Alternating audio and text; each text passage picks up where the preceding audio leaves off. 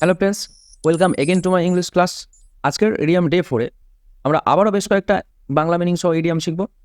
তো যারা আগের ক্লাসগুলো দেখোনি 1 থেকে 3 পর্যন্ত ডেসক্রিপশনে লিঙ্ক দেওয়া আছে, অবশ্যই দেখে নিও।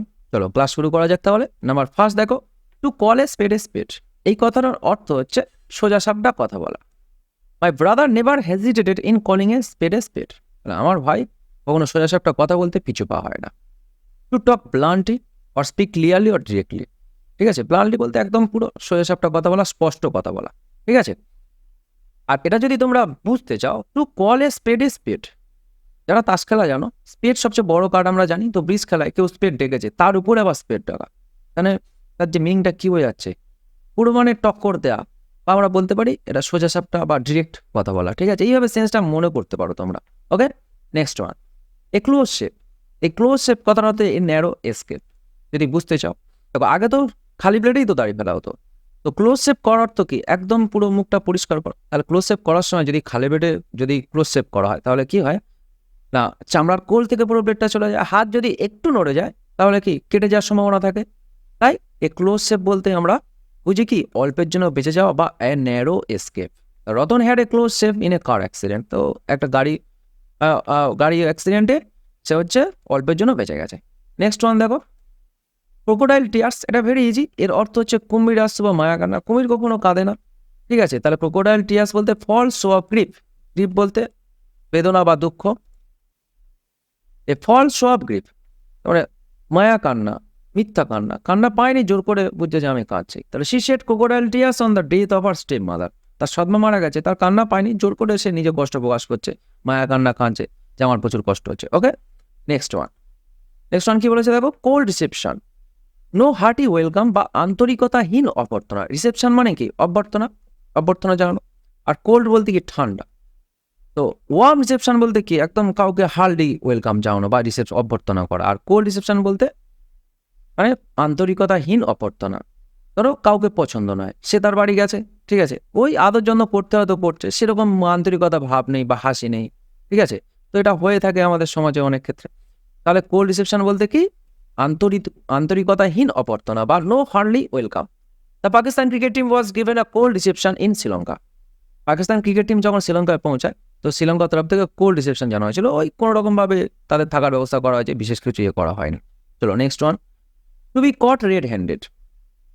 তার মানে হাতে নাতে ধরা পড়া, লাল হাতে ধরা পড়া। তা লাল হাত, এটা যদি বুঝতে চাও তোমরা, ধরো কেউ কাউকে ছুরি দিয়ে মারার করেছে, তার হাতে রক্ত লেগে আছে, সেই অবস্থায় সে ধরা পড়েছে, তার মানে একদম অন দ্য স্পট সে ধরা পড়েছে, তাহলে তাই হাতে নাতে ধরা পড়া। To be caught while committing a crime. সে যখন অপরাধ করছে তখন ধরা পড়েছে। The thief was caught red handed yesterday. কালকে একদম একটা চোর হাতে নাতে ধরা পড়েছে চুরি করতে গিয়ে। আর to be caught red handed বলতে হাতে নাতে ধরা পড়া। Next one, capital punishment, very important. তো পানিশমেন্ট মানে শাস্তি, আর ক্যাপিটাল পানিশমেন্ট যদি বোঝার জন্য বলছি, তাহলে শাস্তিদের ক্যাপিটাল বলতে রাজধানী, তাহলে পানিশমেন্টের ক্যাপিটাল বা শাস্তির রাজধানী, তার মানে কি সবচেয়ে বড় শাস্তি। সবচেয়ে বড় শাস্তি কি মৃত্যুদণ্ড। তাহলে ক্যাপিটাল পানিশমেন্ট মানে কি ডেথ পেনাল্টি বা মৃত্যুদণ্ড। There is no capital punishment in countries like France or Norway. France এবং নরওয়ের মতো অনেক দেশ আছে যেখানে মৃত্যুদণ্ড তুলে দেওয়া হয়েছে, সেখানে ক্যাপিটাল পানিশমেন্ট নেই বা ডেথ পেনাল্টি নেই, সেখানে ম্যাক্সিমাম সাজা হচ্ছে যাবজ্জীবন কারাদণ্ড। Okay, next one, corporal punishment. Corporal বলতে কি, কর্পোরাল বলতে শারীরিক, আর পানিশমেন্ট বলতে দণ্ড বা শাস্তি। তাহলে বডিলি পানিশমেন্ট শারীরিকভাবে আঘাত করা বা শাস্তি দেওয়া, সেটা চাবুক দিয়ে মারা হতে পারে বা লাঠি দিয়ে মারা হতে পারে। তাহলে corporal punishment should not be applied in young children. যে কম বয়সী ছেলেদের ক্ষেত্রে কি শারীরিক দণ্ড দেওয়া উচিত নয়, বা ওই লাঠি দিয়ে মারা কখনো উচিত নয়। মোটামুটি শারীরিক শাস্তি দেওয়া উচিত নয় বাচ্চা ছেলেদের। চলো next one, to carry cold two Newcastle, very important. এই কথাটার অর্থ হচ্ছে তেলা মাথায় তেল দেওয়া। তার জন্য একটু বুঝতে হবে, এই যে নিউক্যাসল জায়গাটা ইউকে, এই নিউক্যাসলে অলরেডি কয়লার সম্ভার প্রচুর। ঠিক আছে, সেখানে আবার যদি কয়লা বয়ে নিয়ে যাওয়া হয় তাহলে সেটা বেকার। তার মানে কি তেলা মাথায় তেল দেওয়া, যে সেই জিনিসটার প্রয়োজন নেই সেখানে, তা আবার সেখানে সেখানে অলরেডি আছে, তাহলে নিয়ে যাওয়ার কোনো প্রয়োজন নেই। To carry coals to Newcastle, to supply something to a place or person that already has a lot of that particular thing. তাহলে সেই জিনিসটা অলরেডি সেখানে আছে প্রচুর পরিমাণে, তাহলে সেখানে তো আর নিয়ে যাওয়ার প্রয়োজন নেই, যেটা নেই সেটা নিয়ে যাও। যেমন একটা এক্সাম্পল দিয়ে খুব সুন্দর, exporting fine to Scandinavia seems like carrying coals to Newcastle. নিউক্যাসলে প্রচুর যেমন কয়লা আছে, সেখানে তো নিয়ে যাওয়ার প্রয়োজন নেই, তেমন স্ক্যান্ডিনেভিয়ান কান্ট্রিগুলোতে প্রচুর পাইন গাছ আছে, তাহলে সেখানে পাইন নিয়ে যাওয়া যা। আর নিউক্যাসলে কয়লা নিয়ে যাওয়া তাই, ঠিক আছে? তাহলে এক কথায় এটার অর্থ হচ্ছে তেলা মাথায় তেল দেওয়া। চলো next one, to call summer names. এই কথাটার অর্থ হচ্ছে রিভিউ তিরস্কার করা বা কুবচন বলা বা গালাগালি করা। রিভিউ কথাটার অর্থ হচ্ছে তিরস্কার করা, ওকে? ভার্বালি অ্যাবিউজ সামান, কাউকে বাজে কথা বলা। To insult someone, to describe someone with rude or insulting words. In our class everyone calls him names because he is too slow. সে প্রচুর স্লো, তাই তাকে সবাই তিরস্কার করে। Calling names is a bad habit, ঠিক আছে? অবশ্যই কাউকে তো তিরস্কার করা বা কারোর অত চর্চা করার আমাদের সময় নেই, আমাদের 2-3 বছরের মধ্যে চাকরি পেতে হবে। সুতরাং কাউকে খারাপ কথা বলা বা কাউকে তিরস্কার করা আমাদের কোনো দরকার নেই, আমরা নিজের চরকায় নিজেরাই তেল দেবো, ঠিক আছে? We should mind our own business, ঠিক না? তাহলে টু কল সামার নেমস বলতে কি কুবচন বলা বা গালাগালি করা বা তিরস্কার করা। চলো next one, to cut one's coat according to one's cloth.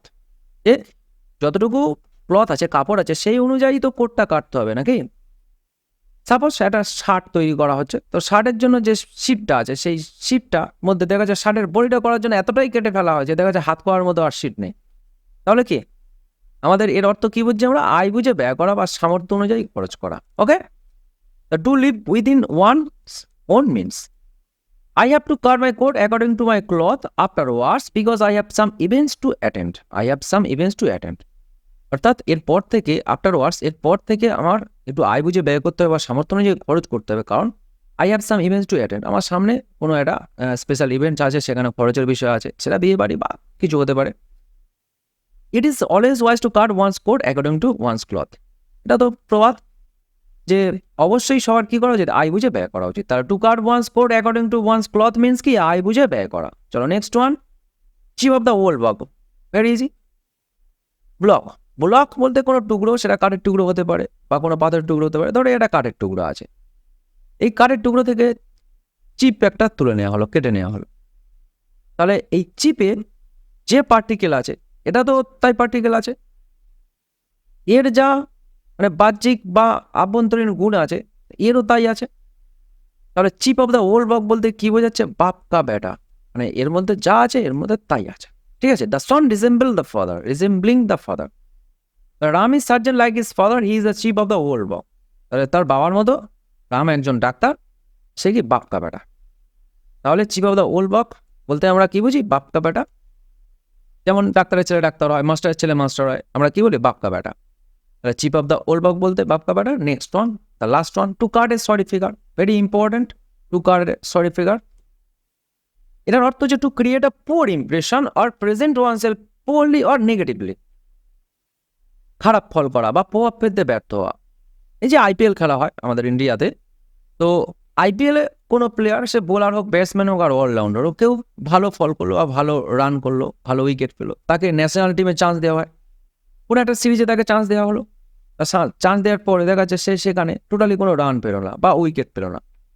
তাহলে সে কি ইমপ্রেশন ফেলতে ব্যর্থ হতো, প্রভাব ফেলতে কি ব্যর্থ হলো। তাহলে ওটাই হচ্ছে two cut a sorry figure, বা খারাপ ফল করা বা প্রভাব ফেলতে ব্যর্থ হওয়া, ঠিক আছে?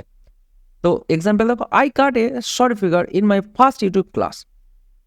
আমার প্রথম ইউটিউব ক্লাসে আমি প্রভাব ফেলতে ব্যর্থ হয়েছিলাম, কারণ কনফিডেন্স অনেক লো ছিল, বা সেটা ফার্স্ট ক্লাস, তো ঠিক আছে, রেকর্ড করার সময় অনেক প্রবলেম ফেস করেছিলাম, আলোগুলো চোখে লাগছিল, তো বিভিন্ন রকম কারণে মোটামুটি যে ক্লাসটা হয়েছিল বিশেষ ভালো নয়।